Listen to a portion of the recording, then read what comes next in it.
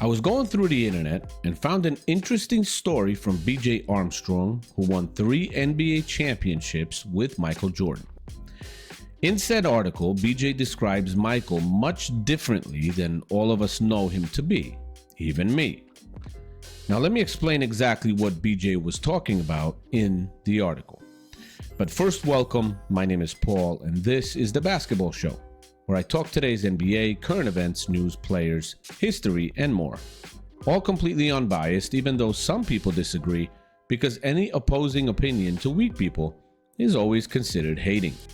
Truth is truth, and I try to stand by that. Now, let's talk about what BJ said, and it might blow some people's minds. As per Armstrong, Michael Jordan, the man, the myth, the airness himself, was never comfortable being a star. Yeah. The guy who sold out arenas, launched a billion-dollar sneaker empire, and had people naming their kids Michael left and right, didn't even want the fame. At least, not in the way we all thought that he did. Now, for credibility, let me say that BJ Armstrong was a key part of the Bulls' first three-peat, and someone who shared a locker room with Jordan during those formative years. BJ pulled back the curtain a little bit and gave us a glimpse of the man behind the silhouette, the person behind the Air Jordan character. Now let me be clear, MJ wanted to win, there's no question to that. He wanted to destroy opponents. All those stories are real.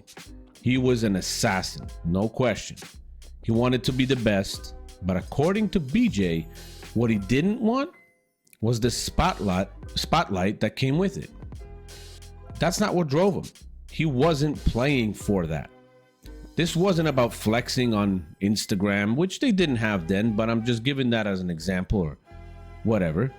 This was about pushing himself to the absolute limit, even if that meant dragging his teammates with him. BJ called Jordan's leadership style carnivorous, just like Luke Longley in the past. Not just aggressive, carnivorous. That makes you kind of wonder because MJ's teammates have talked about him and they're using the same words to categorize him and describe him. Now, as in MJ would hunt your weakness in practice and feast on it. He would go after you psychologically in any possible way that he could. That's how he built champions. That's how he forged one of the greatest dynasties in sports history. But what's wild is that Jordan built his ultra intimidating basketball persona, the icon, the logo, the brand, because deep down he wasn't fully comfortable with what came with it. Now let that sink in for a second.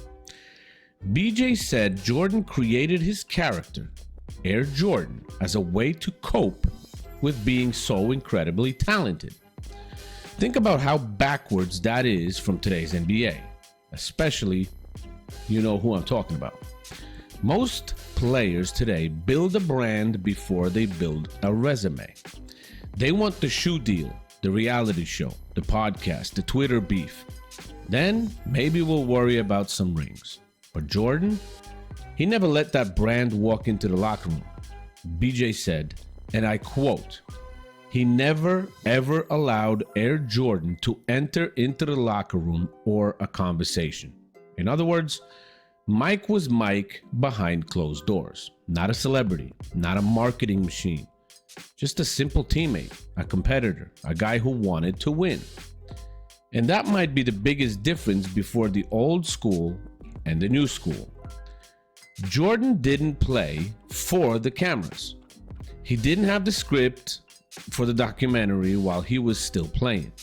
He didn't jump on podcasts every week to remind you he was great. Of course, there was no podcasts, but he could have gone to any newspaper and just talk about whatever he wanted. It would have been printed, no problem. He was just great. Now, I know that, what some of you might be thinking. Come on, Paul. MJ was everywhere. Commercials, Gatorade, Nike, McDonald's. He had to enjoy it. But that's the point. BJ was super close to MJ. BJ said he did it because it came with the territory. Of course, there was money and all that other stuff, but not because he was chasing it. Jordan understood the business. He understood the part of being the face of the league meant being a public figure. But it wasn't the goal, it was the cost. And unlike some of today's players, yes, I'm looking at you, LeBron, he didn't need to say he was the GOAT. He let the 6 rings do the talking. BJ even said that players who came in during the second three-peat didn't really know Michael. They only knew Air Jordan, because by that time the brand was so big, it was too big. The commercials, the logo, the mystique, it all surrounded him. He was a global icon already. And you don't just get to hang out with a global icon. But the guys from the early years, they knew Mike. They saw the humanity behind the hero. Now, Luke Longley always said that Michael Jordan was distant. He didn't really hang out with the guys and all that other stuff. But Luke Longley was already during the second three-peat. He wasn't there when BJ Armstrong was there and what he's talking about. It makes you wonder how different the NBA would look today if more players followed that path. Achieve first, worry about the brand later. I mean, we've got guys who are role players on 8-seed teams doing post-game interviews like they just hit the game winner in Game 7 of the finals.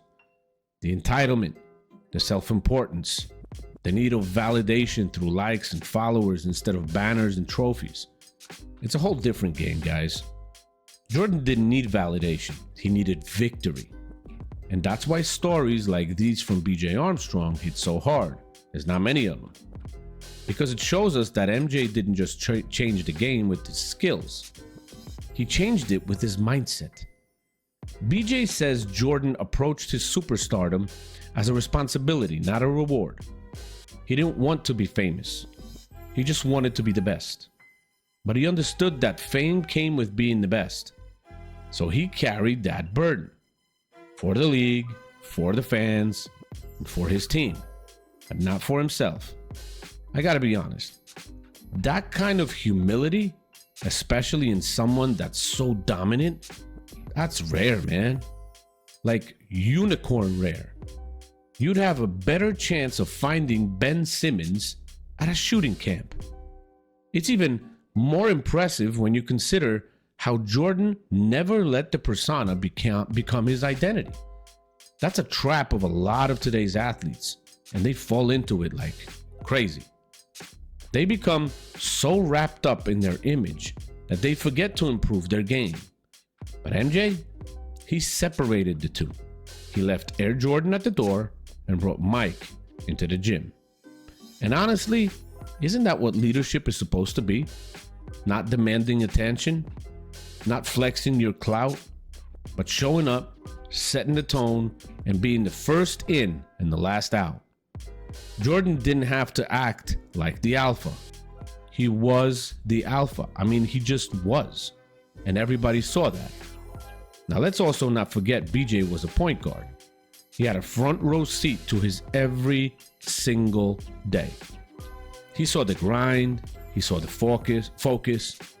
He saw the obsession with details. He knew that when MJ was lacing up those black and red sneakers, he wasn't thinking about camera angles or endorsement deals.